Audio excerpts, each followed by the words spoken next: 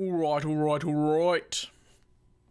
Hello there, I'm Callum Johns, and this time, welcome to 5 things I think the KotOR Remake could do really well.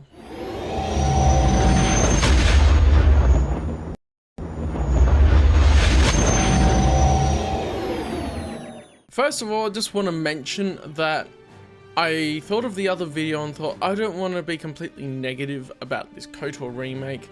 So I am going to do a counterpart video now that you're listening to right now that goes through what they could do really well. These aren't in a particular order again, but just sort of as I thought of. The first one I immediately thought of was, of course, is graphics and audio quality, which I feel like is a bit of a given, but they could really bring some of the beautiful landscapes and things to high definition 4K, even 8K if they wanted to go that far, and it can be breathtaking. I think especially with the cinematic style of cutscenes that are already in the original Knights of the Old Republic, they could do really well on bringing new cinematic experiences to KotOR. The second point, I think, is gameplay. Now, I find the original gameplay fun, and I still feel like it's part of the experience of KotOR, but at the same time they could tweak some things and improve them. Like KotOR 2 made improvements on the system, and they could incorporate even more things to be able to improve the already existing system. At the same time, I know especially one person that I've talked to has trouble getting into the game and couldn't actually get past certain parts of the game because they had a real struggle with the combat system.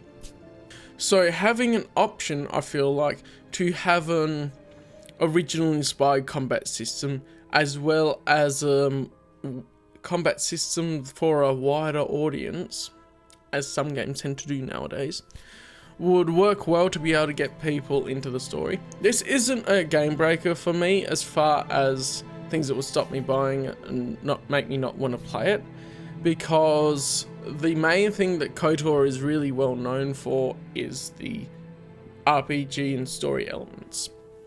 So I feel like gameplay, if they do make it for a wider audience, we just have to see how it goes.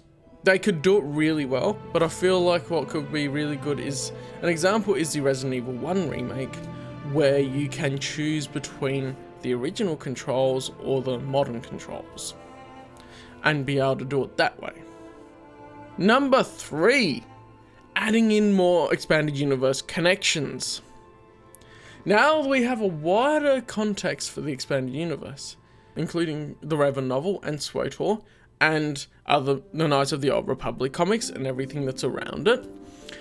I feel like they could really connect in a lot more into the EU with the story. And that could be a brilliant way that they go, we remade it and have added in more scenes that go into it. For example, if you go the canon route of the light side ending with male Revan and Romance Bastila and all that, you could get like a post-credits cutscene or something with them with Vanna, and it would be really cool.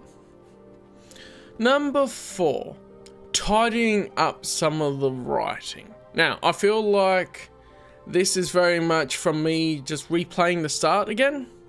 It's very much a, here's a tutorial, you have to use me to open the door sort of stuff. I feel like they definitely would want to rework that into feeling like it flows more in the story. Maybe they could, instead of Trask saying, oh, you have to use me to open the door, he says something like, I have the passcode, only I can open the door. It comes up with a little pop-up explaining about how you can switch characters and do that, which would be really cool.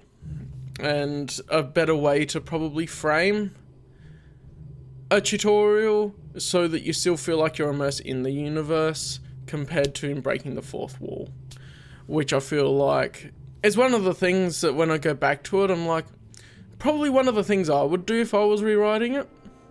At the same time, it has its own charm too, but that's why you still have the original to be able to play, right? Because even though we have this remake, we can go back and play the original and still get the original experience, and nothing wrong with that. And it's cheaper. especially since it's now coming to Nintendo Switch. And number 5, good expansions on the story. Without connecting more EU stuff, it could be interesting if you even did a tutorial where it's a prologue where you're one of the Jedi accompanying Bastila to go and defeat Revan. That could be really cool as a sort of intro thing, and you never know, you could have some more different things like that, but that's the main one I thought of with connecting it together. Even if that happens, yeah, I feel like that should happen before all of the flashbacks start happening, because you start telegraphing way too much the twist in the story otherwise. But if you have it as a prologue, and that could be a tutorial level, and then you create your character, that could be cool. And well, thinking of that, here's a bonus one. Character creation could be a lot more comprehensive as well. In the whole thing of, rather than picking preset faces and stuff, you could create your own character, do a lot more with it and all of that, which will be cool.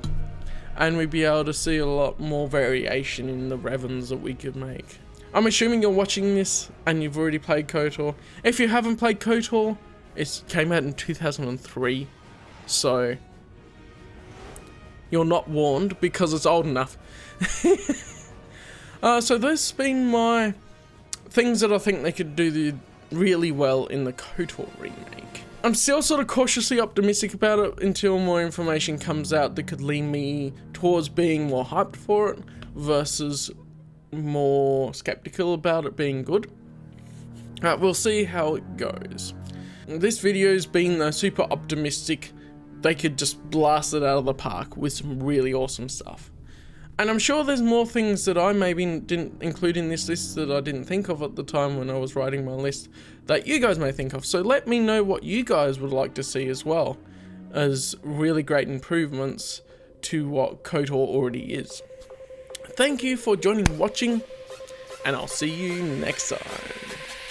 Eru!